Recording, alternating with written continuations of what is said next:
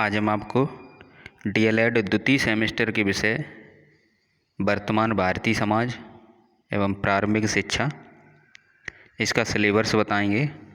जो छात्र नए हैं वो क्लास का टाइम नोट कर लें। 7 PM यानी शाम को 7 बजे और शाम को 8 बजे 2 क्लास स्टार्ट होती हैं आपकी, एक शाम 7 बजे एक शाम 8 बजे। चैनल को सब्सक्राइब कर लें, अपने दोस्तों को वीडियो शेयर कर दें। अभी ये काम आप कर लें। और सभी विषय हमने स्टार्ट कर दिए हैं, तो हमारी कोशिश ये है कि पहले 2-3 चैप्टर सभी विषय के कराए जाएं, इस तरीके से कराए जाएं।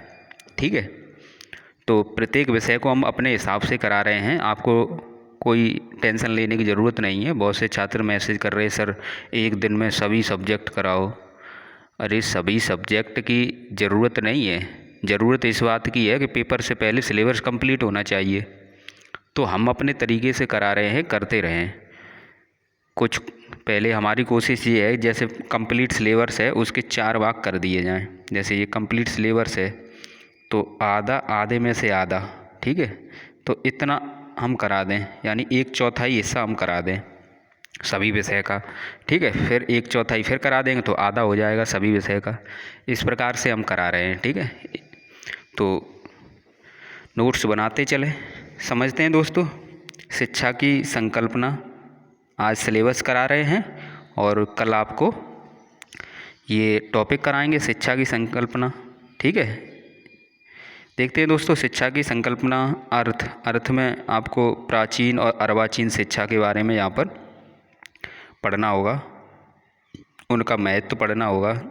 शिक्षा के उद्देश्य एवं वर्तमान भारत में शिक्षा के उद्देश्य को प्रभावित करने वाले कारक। शिक्षा के प्रकार आपको पढ़ने पड़ेंगे आपके सिलेबस में। औपचारिक शिक्षा, अनौपचारिक शिक्षा और दूरस्थ शिक्षा है। प्राचीन शिक्षा की पृष्ठभूमि, इसमें आपको पढ़ना पड़ेगा प्राचीन काल की जो शिक्षा है। तो प्राचीन काल में गुरुकुल शिक्षा प्रणाली थी, यानी गुरुकुल शिक्षा थी। बौद्धकालीन शिक्षा पढ़नी पड़ेगी। मध्यकालीन शिक्षा में मुगलकालीन शिक्षा पढ़नी पड़ेगी। और आधुनिक शिक्षा यानी स्वतंत्रता के पूर्व और पश्चात की शिक्षा आपको पढ़नी पड़ेगी।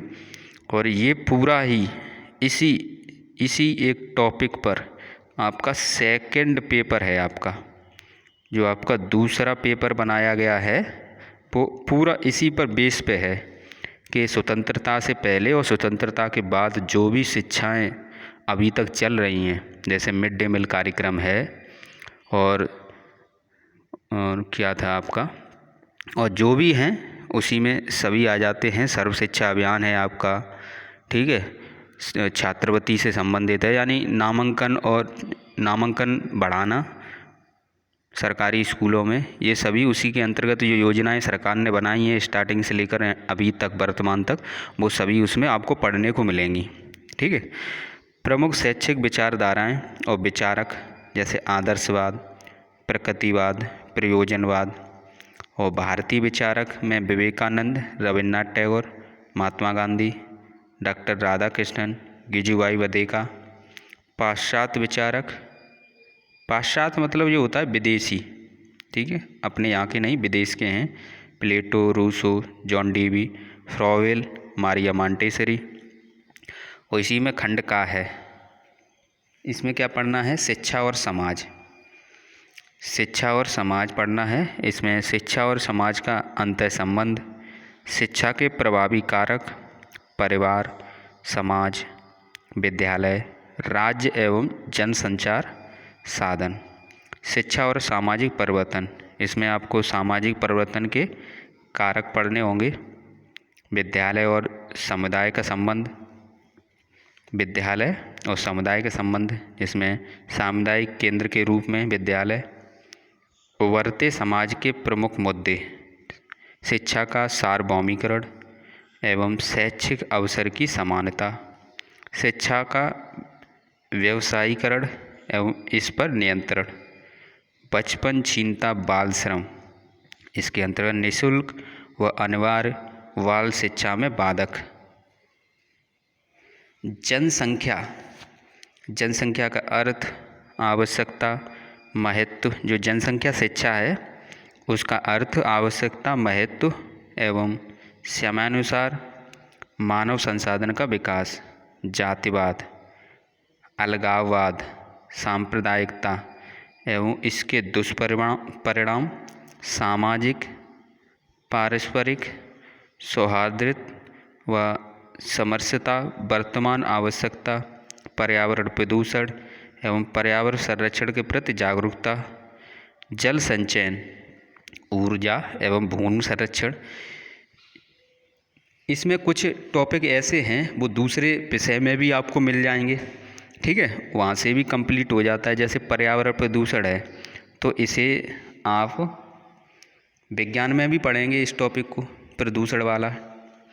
नेक्स्ट है आपका भूमंडलीय ताप वृद्धि, ग्लोबल वार्मिंग, जलवायु परिवर्तन, भूमंडलीकरण, लैंगिक असमानता तथा उसका प्रभाव, शिक्षा द्वारा लैंगिक असमानता के प्रति समझ व संवेदनशीलता का विकास। सभी छात्र वीडियो को शेयर ज़रूर कर दिया करें, आप लोग शेयर नहीं करते हो, इससे बहुत कम छात्र जुड़ पाते हैं। जब आपके एग्ज़ाम चल रहे थे तो कम से कम 100+ हो जाते थे, अब लाइव क्लास में बहुत कम जुड़ते हैं। जनसंचार माध्यमों की बढ़ती भूमिका और समाज पर इनका बहुआयामी प्रभाव, शिक्षा एवं मानवीय मूल्य। तो इसके अंतर्गत आप पढ़ेंगे मानवीय मूल्य की शिक्षा, अर्थ, उद्देश्य, मूल्यों के विकास में परिवार, समाज और विद्यालय की भूमिका, राष्ट्रीय और अंतर्राष्ट्रीय सद्भावना की शिक्षा, लोकतांत्रिक, वैज्ञानिक एवं तकनीकी दृष्टिकोण का विकास। और ये सभी आपका सिलेबस था। टेलीग्राम ग्रुप ज़रूर ज्वाइन कर लें।